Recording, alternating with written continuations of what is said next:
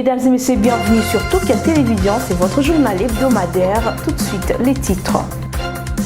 Au sommaire de cette édition, le ministre de la Communication et des Médias, Patrick Mouyaya, a accordé une interview à France 24 sur l'arrestation de Salomon Kalonda, qui est un conseiller très proche de l'opposant Moïse Katumbi, qui a été appréhendé sur le tarmac de l'aéroport international d'Ndjili à Kinshasa. À voir les images qui ont circulé sur les réseaux sociaux, des questions simples, factuelles, qu'il a arrêté et pourquoi.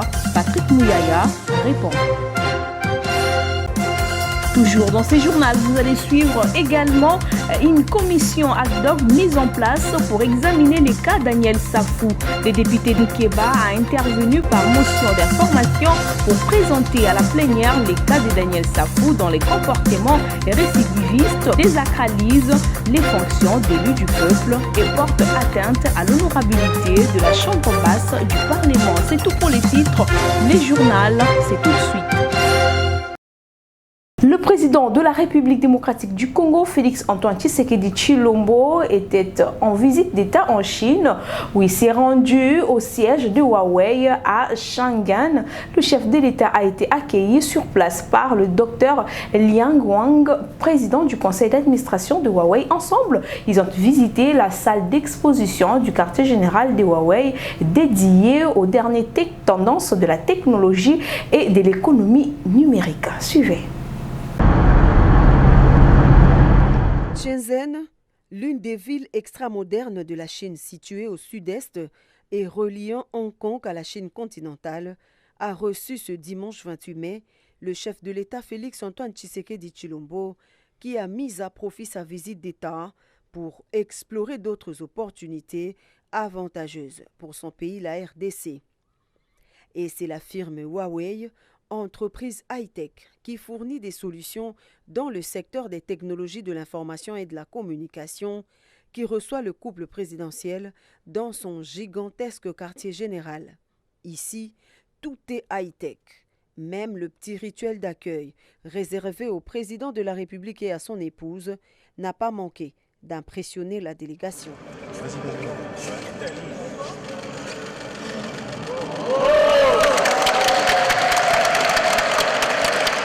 Profitant de la présence du chef de l'État congolais en Chine, le chairman de Huawei a fait le déballage de la panoplie des gammes des produits et services numériques capables d'offrir à la RDC une autre dimension de développement dans tous les secteurs.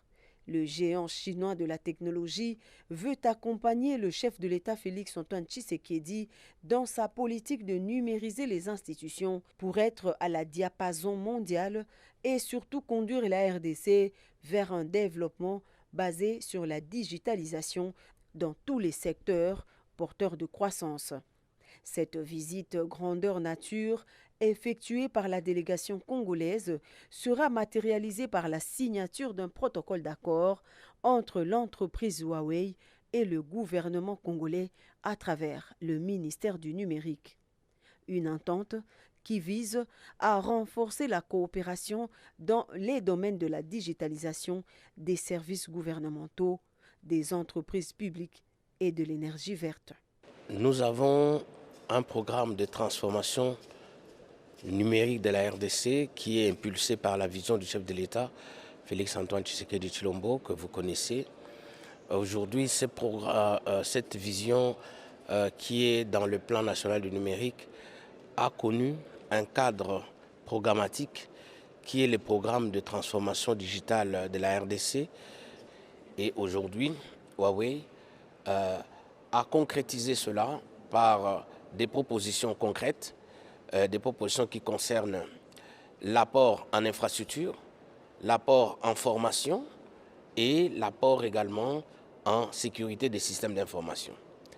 Et c'est autour de ces trois domaines de coopération que nous avons voulu aujourd'hui, n'est-ce pas, sceller cette entente dans le cadre d'un mémorandum d'entente qui va appeler plusieurs contrats, j'allais dire, particuliers.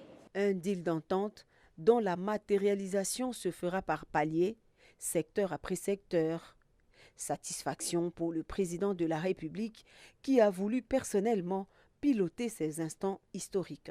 Grâce à ce partenariat, nous allons pouvoir développer des domaines, ici je parle de ceux qui m'intéressent le plus, des domaines tels que l'éducation, tels que l'énergie, tels que la téléphonie mobile, mais également des domaines qui touchent à la finance et qui vont avoir un impact très important sur le produit intérieur brut. Par ailleurs, Huawei est en partenariat avec des organisations non gouvernementales et sans but lucratif, telles que la Fondation Denis Nyakeru Tshisekedi, pour promouvoir l'éducation de la jeunesse locale et accompagner le développement des futurs talents du pays.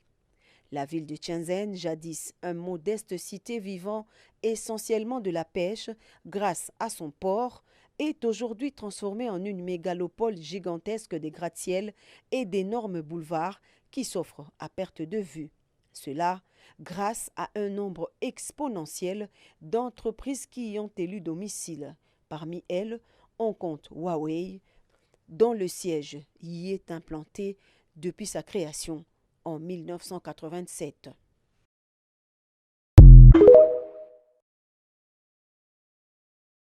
De passage à Paris, le ministre de la Communication et des Médias, Patrick Muyaya, en provenance de la Chine, a accordé une interview à France 24 sur l'arrestation de Salomon Kalonda, proche conseiller de Moïse Katumbi, la marche du 20 mai et le sit-in du 25 mai devant le siège de la CENI sur le boulevard du 30 juin.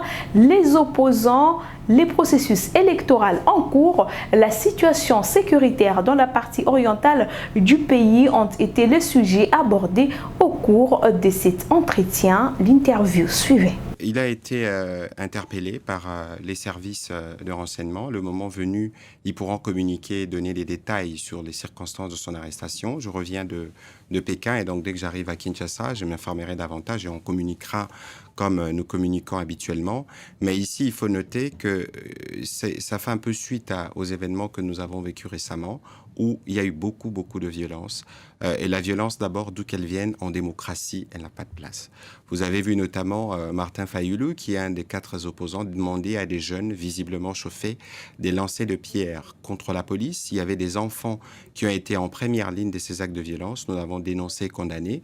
Le président de la République, d'ailleurs, s'est personnellement déplacé au chevet de cet enfant de 12 ans, parce que nous tous, nous avons été choqués par les images de la violence policière sur ces jeunes enfants.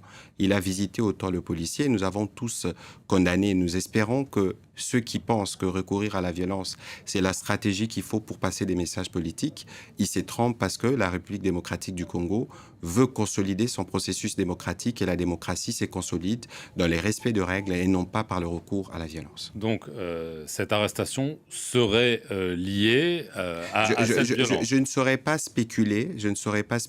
C'est quand même l'hypothèse que vous posez. C'est une hypothèse parce que lorsque vous regardez les choses telles qu'elles s'étaient passées ce 20 mai-là sur terrain, il y avait eu de l'organisation, il y avait eu des messages qui n'ont pas été condamnés d'ailleurs du reste des éminents membres du parti de Moïse Katumbi qui appelaient à attaquer une ethnie, je ne citerai pas, sinon je ferai leur jeu, mais en même temps qui disaient qu'il y aurait des morts. Ils ont prédit des morts, ça veut dire que c'était une violence préméditée et organisée préalablement. Nous, c'est que nous avons dit, au moment où je vous parle d'ailleurs, les policiers qui ont été responsables de la bastonnade du jeune enfant sont traduits devant l'auditorat. On a dit que la lumière devrait être faite sur tout ce qui s'est passé et on espère que les enquêtes pourront nous donner plus d'éclairage. 2006, depuis qu'on a commencé les processus électoraux, à chaque processus, il y a des problèmes. Vous avez vu qu'en 2006, le président, les candidats Étienne Tshisekedi n'avaient pas participé aux élections et donc c'est malheureusement cela. Moi qui vous parle, je me suis battu avec les autres d'ailleurs pour que nous puissions avoir un processus électoral apaisé et différent. Il y a des gens qui œuvrent pour que ces processus se tiennent et d'autres qui ont fait le choix de ne regarder que les difficultés qui sont inhérentes d'ailleurs dans un processus complexe, dans un pays si immense, pour dire, bon voilà, nous allons jeter les discrédits, parce qu'en réalité, ce qu'ils veulent, c'est les dialogues, ils veulent les glissements, mais en considérant l'ancrage démocratique que nous voulons avoir et le souci du président de la République d'assurer la régularité du processus électoral, on ne peut pas négocier avec les délais constitutionnels. Donc les élections auront lieu en décembre. En tout cas, les élections auront lieu en décembre.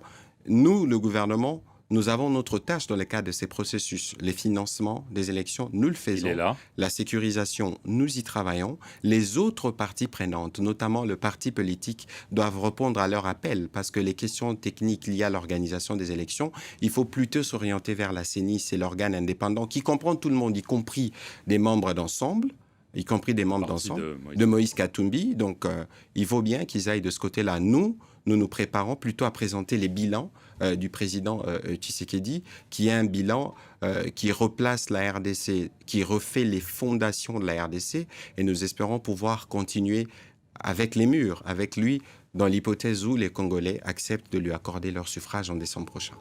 Le président de la Commission électorale nationale indépendante, Denis Kadima Kazadi, était l'invité du Parlement européen siégeant à Bruxelles pour un échange des vues sur la situation de la République démocratique du Congo, avec en point d'ordre les élections générales qui sont prévues le 20 décembre 2023.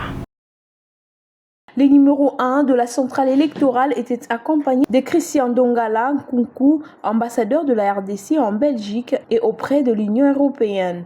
Le Parlement européen suit de près l'évolution de la situation en République démocratique du Congo, notamment dans les domaines de la sécurité, de droits de l'homme, du développement et de l'aide humanitaire. Occasion pour Denis Kadima de faire un état des lieux du processus électoral en cours avec un aperçu sur les étapes traversées et celles à venir. Les députés européens, Pierrette Fofana, vice-présidente de la Commission développement représentant Allemagne au sein du Parlement européen, a conduit le débat qui a découlé de l'exposé de la plus haute hiérarchie de l'institution chargée de l'organisation des élections en RDC. Avant d'entrer dans le vif du sujet, Denis Kadima Kazadi a d'entrée les jeux situé les contextes de la mise en place du bureau qu'il dirige, nommé après 28 mois de retard. La commission électorale a été mise en place avec 28 mois de retard.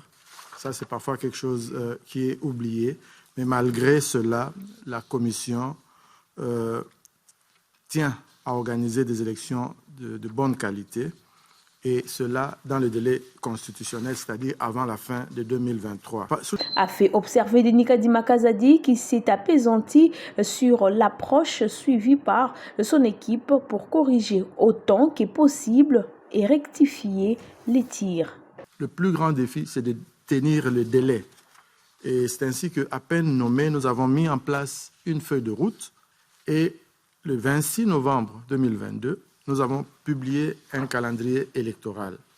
Nous accréditons les observateurs à long terme. C'est quelque chose qui n'existait pas. Aujourd'hui, en RDC, nous avons les observateurs qui ont commencé leur travail même avant l'enrôlement des électeurs. Donc, nous accréditons donc les observateurs de long terme, les journalistes, les témoins des partis politiques, parce que nous pensons qu'il faut être transparent. A observé les numéros 1 de la centrale électorale avant de faire part aux parlementaires européens des chiffres réalisés et évoquer la question de l'audit interne effectué sur les fichiers électoraux. Nous visions un nombre de 49 millions, mais nous avons enrôlé 47.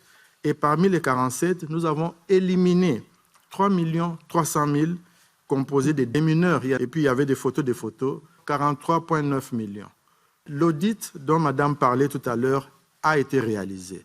Avec cette étape, nous avons publié les statistiques sur l'enrôlement des électeurs et nous avons soumis au gouvernement l'avant-projet de loi sur la répartition des sièges au niveau du Parlement national, Assemblée provinciale et au niveau local. A-t-il conclu? La partie interactive qui s'en est suivie a eu l'avantage de jeter la lumière sur les préoccupations que les députés européens ont soulevées. Pour sa part, Pierrette Fofana a réaffirmé les soutiens de l'Union européenne en soulignant que le partenariat avec la RDC n'a cessé de se renforcer ces dernières années. Les députés nationaux ont entamé le lundi 29 mai 2023 sous la direction de Christophe Mbosso, président de l'Assemblée nationale, les discussions sur les projets de loi sur la répartition de sièges par circonscription électorale pour les élections législatives, municipales et provinciales et locales. Ce texte de loi a été présenté par le vice-ministre à l'Intérieur. Suivez. Ce texte de loi a été présenté par le vice-ministre de l'Intérieur et dans l'économie qu'il a présenté de cette loi, l'émissaire du gouvernement a déclaré en substance. À part la dernière mise à jour de 2018, la RDC a connu une évolution démographique qui a nécessité la révision de fichiers électoraux, laquelle ne se pouvait être possible sans l'identification et l'enrôlement préalable des électeurs qui vient de se dérouler sur toute l'étendue du territoire national réparti en 3 aires opérationnelles, notamment R1 pour le parti ouest, excepté les territoires d'Ekwamout, aire opérationnelle 2 pour la partie centre et sud et aire opérationnelle 3 pour la partie nord-ouest, excepté les territoires de Massissi et Rutshuru dans le Nord Kivu. D'autre part, a poursuivi le vice-premier ministre de l'Intérieur, la CENI a procédé à la répartition de sièges qui constituent l'essentiel du projet de loi sous examen. Ces textes innovent en ce qui programme des élections municipales et locales qui n'ont pas été organisées jusque-là lors de cycles électoraux précédents. Les projets proposés 4 annexes ci-après, annexe 1 relative à la répartition de sièges pour l'élection des députés nationaux au niveau national et à l'intérieur de chaque province.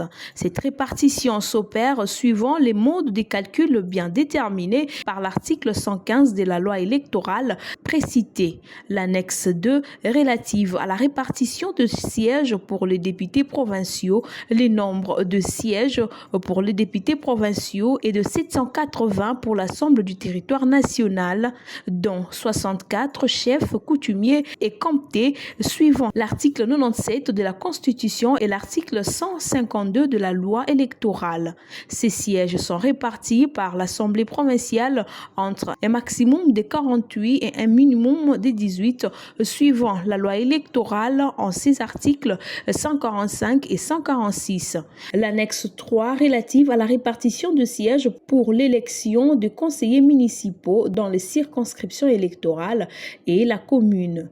La répartition de sièges pour chaque conseil municipal varie entre 7, 9, 11, 13 et 15 sièges suivant un seuil bien défini par l'article 192 de la loi électorale compris entre 80 et 320 000 et un électeur enrôlé ou plus. L'annexe 4 relative à la répartition de sièges pour l'élection des conseillers de secteur ou chefferie varie entre 7, 9, 11 et 13 sièges suivant un seuil bien défini par l'article 208 de la loi électorale compris entre 35 à 105 000 électeurs enrôlés et plus. Pour le débat général sur cette loi, une quarantaine d'élus se sont inscrits.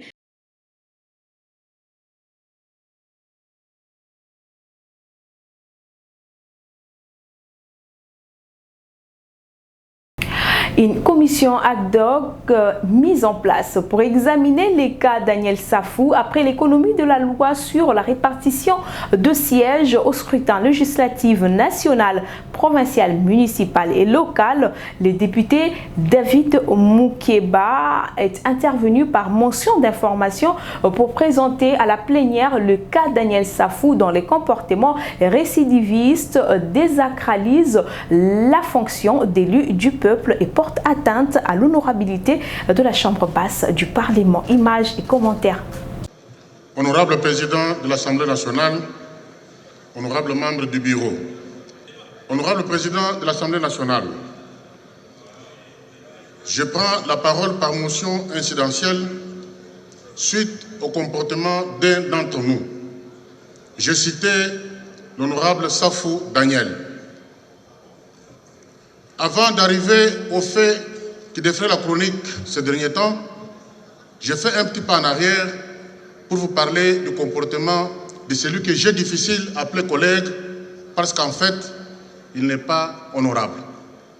Il vous souviendra qu'en novembre dernier, l'honorable Safou Daniel avait déshonoré notre Chambre en tenant des propos injurieux, des injures publiques contre un jeune compatriote et contre sa mère biologique. Ces injures publiques ont été considérées par toute la République comme adressées à nos mamans, à nos sœurs et à nos filles. Une commission avait été mise en place pour entendre l'honorable Safou Daniel. Il s'est présenté à la commission, il a présenté les excuses, il les a présentées même publiquement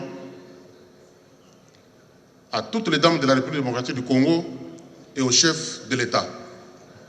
Il a été gracié. Mais ce comportement-là, malgré la grâce qui lui avait été accordée, était infractionnel, indigne, qui n'honore pas non seulement notre Chambre, mais aussi la République, que ce soit à l'intérieur comme à l'extérieur du pays. L'honorable Safou n'a pas fait le modèle de l'Assemblée nationale. Il avait terni l'image de notre prestigieuse Chambre. Un peu plus avant d'ailleurs, vous savez tous qu'entre autres les missions des députés nationaux que nous avons, c'est l'élaboration des lois. Un collègue parmi nous, je cite l'honorable Singhi Pouloulou, avait pris l'initiative d'une loi que nous connaissons tous ici. Alors que cette loi-là était encore au bureau d'études, l'honorable Safou Daniel s'est illustré par des menaces contre notre Chambre, qu'il a nargué publiquement en disant que si cette loi passe, 3 jours après, le pouvoir va tomber. De quel pouvoir parlait-il? Il parlait de l'Assemblée nationale, il parlait du pouvoir d'État. Un député national qui nargue son État, qui nie les missions conférées aux honorables députés que vous êtes, il déshonore notre Chambre. Le ministre de la Jeunesse, Initiation à la nouvelle citoyenneté et cohésion nationale a pris part à la conférence ministérielle africaine de la jeunesse tenue le 9 mai 2023 à Rabat en mission à Londres au Royaume-Uni. Le ministre Yves Bounkoulou s'est fait représenter par les coordonnateurs de la cellule de l'initiation à la nouvelle citoyenneté et de son portefeuille, M. Roland Issou, accompagné d'un autre membre du cabinet.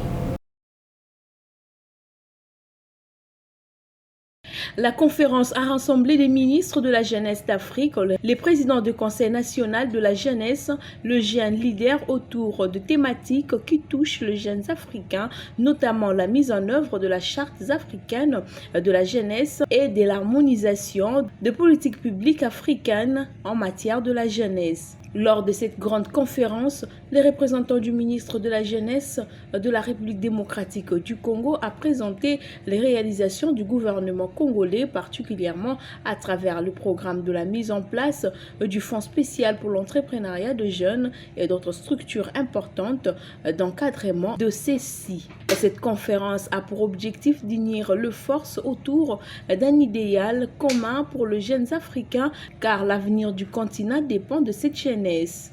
À en croire Roland Isso, il est plus que temps de travailler ensemble pour fournir à la jeunesse africaine les outils et les ressources nécessaires à son succès. Parmi les défis à relever, l'on compte l'accès des jeunes africains à l'éducation, la création de l'emploi, la promotion de la diversité culturelle. La conférence de Rabat estime que le ministre de la Jeunesse et des pays africains doivent agir ensemble pour offrir aux jeunes africains un avenir meilleur. Ainsi, les partages d'expériences entre le pays s'avèrent un moyen de collaboration importante, particulièrement avec la RDC qui connaît une grande avancée en matière de promotion de jeunes. Pour le ministre africain de la jeunesse, travailler ensemble pour relever les différents défis est désormais le maître mot. Le continent africain dispose de la population la plus jeune, ce qui exige des décideurs et des intervenants de son domaine de déployer et de diversifier les initiatives et programmes destinés à cette jeunesse afin de garantir la mise en place de stratégies de développement continental en matière de jeunes.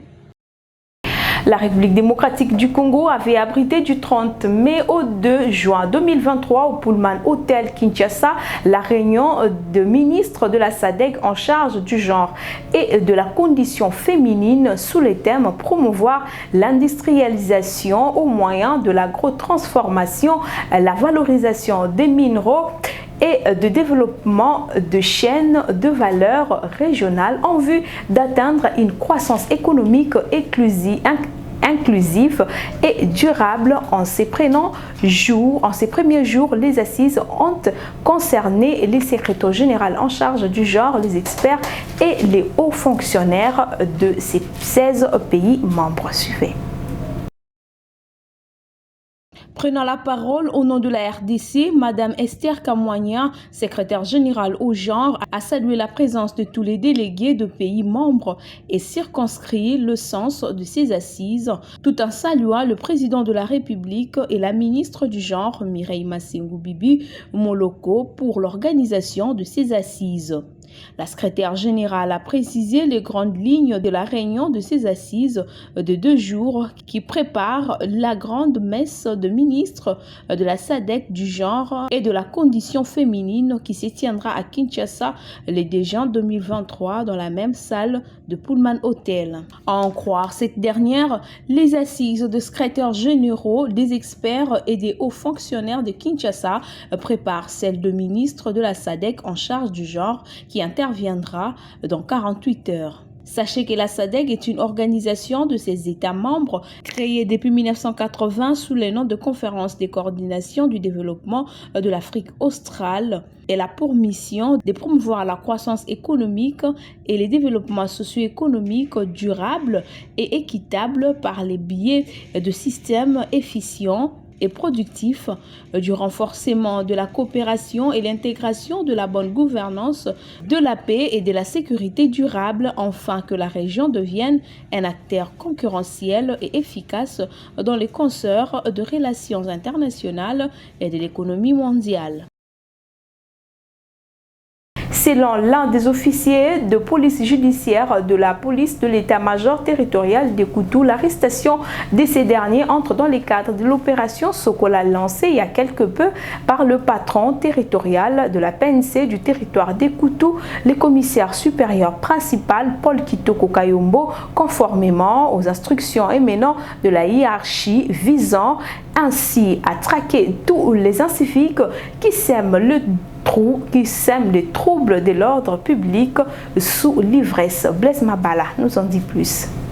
Il s'agit de M. Odon et de M. tous deux consommateurs et vendeurs de chanvre qui venaient d'être arrêtés par le cinéma de la police nationale congolaise du territoire de Koutou au village Kempili, une localité située à 3 km du chef-lieu du territoire de Koutou. Pour le brigadier en chef Héritier Mbongo Bosinga, officier de police judiciaire à l'état-major de cette institution publique, ces deux hors-la-loi ont été surpris avec le chanvre pendant que les autorités compétentes ont interdit sa vente production et consommation. Opération Sokole bo ici comme la bangi, ba cortège inutile na kati mboka pona ko petit ordre public, ba base tozui ordre na niveau province na so ma Ndombe, toza ko talela makambo wana makasa alors ba monsieur mi balo moni oyo mboka wana village Kempili. Asala nganda na bango ya jamba bakenda ko bata makuna na population na bango bakenda kuna, batekela ka bango jamba bamelaka bagene alors tokola opération Sokole pekisi biloko wana ndeto kenda ki pona ko kanga bango tozui pe bango avec ba preuve na bango ya jamba. Papa na mama baye bakukamba bana na bango na ndaku bapekisa bana na bango bakota na kati ya mbeba ya opération Sokola po toza kotala bango penza mbala na mbala toza ko veiller pona oyo etali opération Sokola na kati ya territoire ya Kutu. Devant le public, les 2 personnes arrêtées ont avoué les faits. Ngai na melaka bangi nenga tika ka bangi sana zamba na usa makala na ngai amoni pe ya albia okene buyu ataki mafulu na imokuna buti kufili nalala tongo tani bongo na kini alali pe na kiti ngape nalali na mbi asu tukaeri mbo mona yuki kwa bulina tuni na bina ya basuda bakangi bayipi bakayinga babito kena yo pe loko fancy ya oseke na yo pe uza kacha likambo ya baki solo oyo izaya papier ya kunandinga ya komela mtapia yake yango moje mwa bilisi bando pesi leta muntu apisa ka bitumu leta muntu ayibi mibeko nde ezali ngada na nsa mibeko lokwa mubeko isenga bayite suba kutina likaya bakanga omuntu bakangi biso iyi muntu leta ibe opisa solution ya mubeko na tekaka te na melaka unakanginga na oyo na kena ferme kosala mafula makala yango ba ko mona na mbeto pe na lali azinga pende baye na ngape na ferme de l'état mutabobiki mpe l'état mutako akoboma pe kangai anga na ko bima sa mibeko l'état te. Il s'est de préciser que l'arrestation de ces inciviques entre dans le cadre de l'opération Sokola lancée depuis le mois d'avril dernier par le commissaire supérieur principal de la police nationale congolaise du territoire de Kutu, Paul Kitoko Kayombe, laquelle opération consiste à traquer tous les hors-la-loi à toute l'étendue du territoire de Kutu. Si vous nous avez trouvé en cours, voici le rappel des principaux articulations. Le ministre de la Communication et des Médias, Patrick Muyaya, a accordé une interview à France 24 sur l'arrestation de Salomon Kalenda, qui est un conseiller très proche de l'opposant Moïse Katumbi, qui a été appréhendé sur le tarmac de l'aéroport international d'Njili à Kinshasa. À voir les images qui ont circulé sur les réseaux sociaux, des questions simples, factuelles, qu'il a arrêté et pourquoi. Patrick Muyaya répond.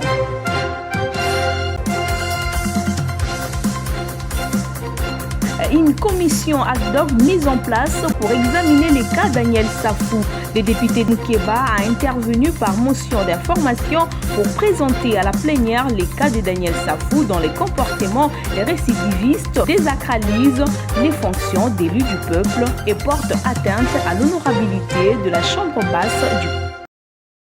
Mesdames et messieurs, nous sommes arrivés à la fin de ce journal. Merci de nous avoir suivis et bonne suite des programmes sur votre chaîne Tokia Télévision. Mais l'info en continue sur le www.tokia.cd.